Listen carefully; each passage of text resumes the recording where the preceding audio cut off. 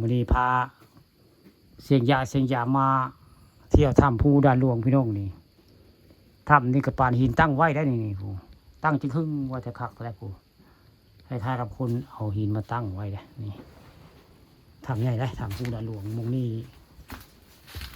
ยังไม่ได้พาหลานชายมาเที่ยวได้มุงนี้เที่ยวแรกได้พาเสียงยามาเที่ยวภูด่านหลวงครั้งแรกในชีวิตครับลุงคล้ายๆกับยานอวกาศนะผู้เนาะผมก็หินเขามาตั้งไว้ในเนี่ยบ่แม่นบ่เนี่ยอุ้มมาเต็งไว้จังหวะให้แต่เฮาลี่ฝนจังหวะสงสัยไปผูกอย่างไรนั่งกินน้ำกินไนก่อนไหวกินน้ำกินไนกับผมสิถ่ายจุ๊บเตืออยู่ได้นี่ว้าวเดี๋ยวพ่อไปไหว้เลยให้ลุงเลยไหวแล้วกำลังหัดถ่ายเฮ้ยตัวนี้ไอ้บอลนี่ปลายกันยันอวกาศจะร้านผมคือหอยกับกี้วันใดวันหนึ่งตัวนี้ข้างล่างลุงนี่คือหอยกับกี้วันใดวันหนึ่งเนาะปานยันอวกาศรถผมเดี๋ยวบอกหินแท้ๆนี่จะล้างเนี่ยผมมันจะเป็นคล้ายๆกับเต่าเลยนี่บอกเป็นตัวพายตัวมัดมันนั่นเดียวนี่หินแท้ๆนี่พวกนี้นี่บอกมันเป็นตัวพายตัวมัดเลยบอกเห็นป่ะแล้วก็ตัวน้อยบอกสมมติเป็นเต่าน้อยนี่คล้ายๆกับเต่าน้อยเต่าใหญ่เดี๋ยวบนแล้วลุงก็ได้นี่อันนี้ก็เม็ดนี่ตัวนี้เพิ่นแยกออกเลยเดียวเท่านี้สิแยกเกลือได้หมดใต้ลงไปเป็นถ้ำนะถ้าจำบ่ผิดนะนี่นี่ด้านล่างมันเป็นถ้ำนะนะครับได้หมดด้านหลังเจ้าลานนะมันสีมีถ้ำในหินเต่งไว้คือพระปานยันอวกาศเอารถไปน้ำบริเวณนี้น้ำบอกหินจ้ะโอ้พระพวกของดีพวกใหญ่เนาะไปแว่แล้วเนาะผ่าทำที่ไปใส่กับไปน้ำหมองนี่เป็นศูนย์รวมเบื้องแล้วนี่เห็นบ่หินมองเจลานนั่งนี่มันจะคือเดียวกันนี่แค่ข้าก็ไม่ได้เต่ากระตูไผ่ตัวตัวนี้คือหอยกับกี้นี่เก็บไหมนี่ลุงนี่ลุงจะเก็บบนเจลานนี่บริเวณนี้ได้ลุงเอาทุกมันจะเป็นหินคล้ายๆกับส่วนพระห้องมันได้นี่บนนี้พวกนี้นี่ช่วยในบ่อนี่เจลานเบิ่งไหมเก็บไม่ได้สิเป็นตัวไผ่ตัวมันได้เบิ่งแล้วนี่จีเบิ่งโอ้ผมพาก็เคยมาได้นี่เดี๋ยวตอนนั้นกับผู้จุ่มมุมตัวนึงเปรียบเทียบกับแม่เต่าตัวนึงก็กระดานนั่นร้านเขาเอิ้นยังไงทำยังเดี๋ยวเขตยังนี่บอกนี่เขาว่าภูด่านหลวงเหรอภูด่านเขตภูด่านหลวงบ้านนาตาล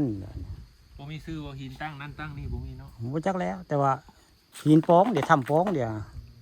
เข้าทางนี้ทะลุทางพุ่นเข้าทางพุ่นทะลุทางพี่นี่แต่เป็นเป๊กคล้ายๆกับคนมายอมาตั้งไว้ได้หินบริเวณนี่เบื้องเดียวนี่เก็บในตลาดเบื้องเดียวแถวๆนี่จะเป็นหินมินิลายได้มงนี่เฉพาะมงนี่หินมงนี่สีลายได้นี่ผู้ค้าปานคำผสมพามาสมป่ามงนี่สมซื้อกับปานคำพาสมป่าดีเป็นของมงนี่มาสมพลานหินภูด่านหลวงบ้านนาตาลมงนี่พาเสียงยามมาท่องเที่ยวภูเขามงนี่ที่ทัดสวยงามอันนี้ก็ไม่หังในพี่น้องว่าไม้อื่นไม่หังล่ะนี่ภาษาบ้านเฮาเราไม่หังบ้านอื่นเห็นจักเอิ้นไม่หยังแต่บุคคลเอิ้นไม่หังได้นี่ก็คือไม่หังล่ะนี่อันภูเขาภูบรรณาตาลนี่ไม่หลายได้โอ้ดอกไม้ยังกระลานนะดอกอันนะรู้จักไหมดอกไม้อะไรจักซื้อครับแต่มันงามบ่เลยถ่ายเนาะเขาถ่ายเสีย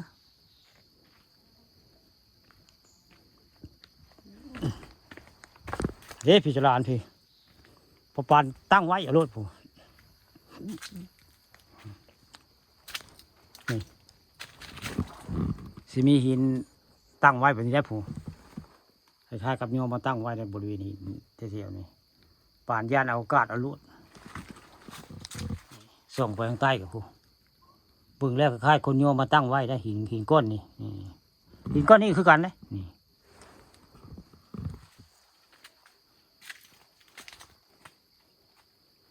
นี่ผู้ข้าปานุคามพาชม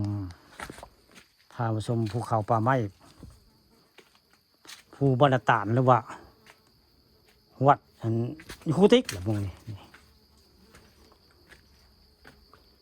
มีแต่พลานหินในย่างแพงอะไรอันนี้เขาเรียกว่าเครือกระแดงพี่น้องนี่เครือกระแดงแท้นี่ยอเครืออื่นนะนี่แต่ร้านเครือกระแดงก็มีได้นี่เครือกระแดงเลยเบ้อนี่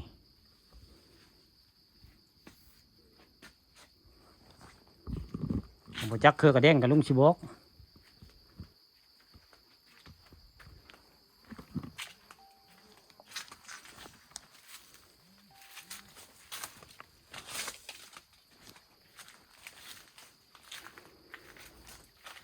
ทำนี่ก็เข้าทางนี้ก็ซอดทางพุ่นพี่น้องผู้เบิ่งแล้วกับปานเต่าเลยนะเบิ่งแล้วนี่พอปานเต่าปานยาวกะเลยนะนี่รู้สึกเมื่ออยู่